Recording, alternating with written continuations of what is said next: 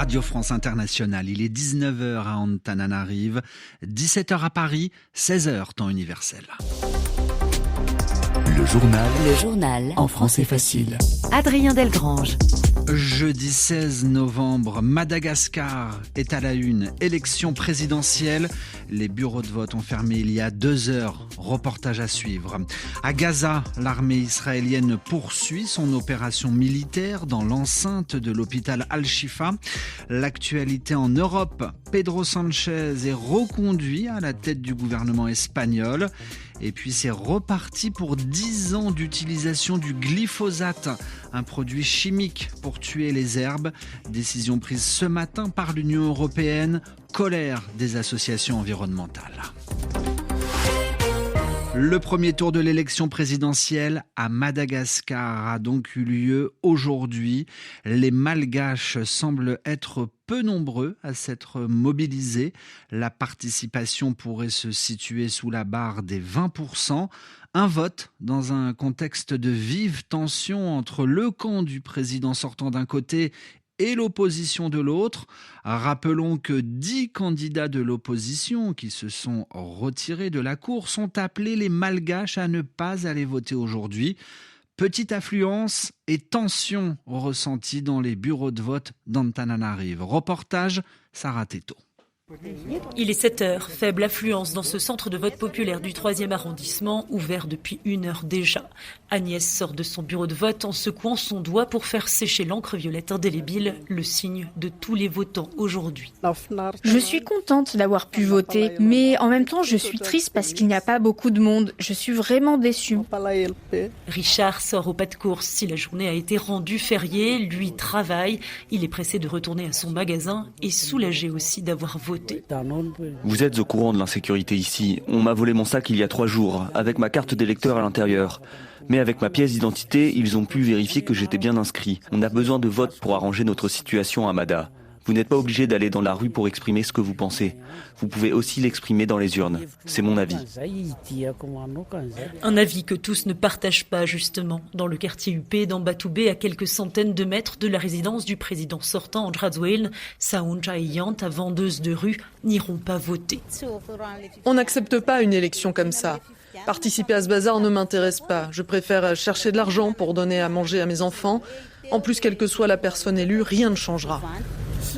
Cette élection est inutile parce qu'elle est organisée de façon dictatoriale par des voyous. Les Malgaches ont touché le fond. Regardez-nous. L'enjeu de cette élection sera donc bel et bien le taux de participation. La commission électorale vient d'annoncer que les résultats de ce premier tour seraient connus au plus tard le 25 novembre prochain. Sarah Teto, Antananarive, RFI. La présidentielle à Madagascar, nous ne reconnaissons pas ces élections, vient de déclarer le collectif de l'opposition. Et nous serons à Madagascar dans notre prochaine édition. Au Kenya, le Parlement dit oui pour envoyer des policiers kenyans en Haïti. 1 millier de policiers devraient être prochainement déployés en Haïti. C'est ce qu'ont validé aujourd'hui les députés kenyans. Un déploiement pour essayer de ramener le calme, la paix dans ce pays. Le président kényan William Ruto a affirmé qu'il s'agissait d'une mission pour l'humanité. Une mission d'ailleurs qui a été validée par les Nations Unies. Le budget global pour le déploiement de ces policiers pendant 1 an en Haïti s'élève à 600 millions de dollars.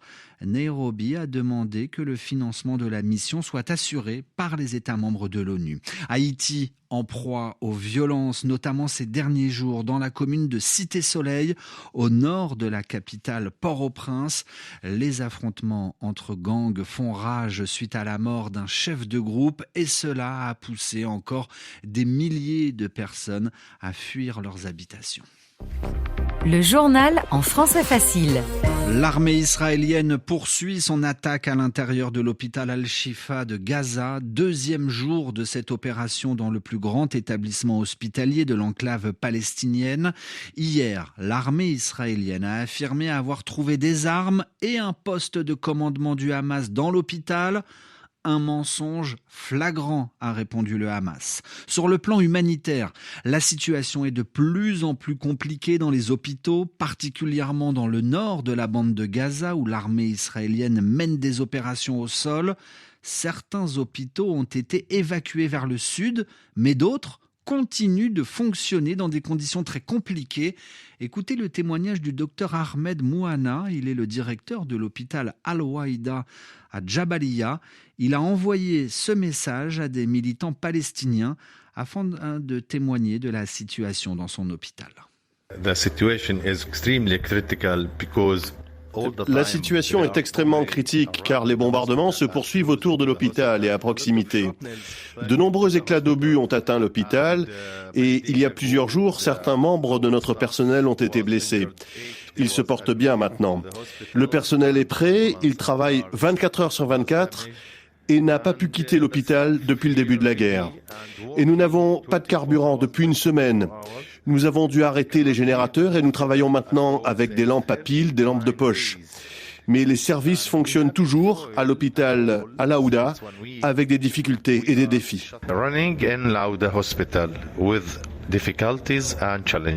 Le témoignage du docteur Ahmed Mouhana, directeur de l'hôpital Al-Aouda dans le nord de la bande de Gaza.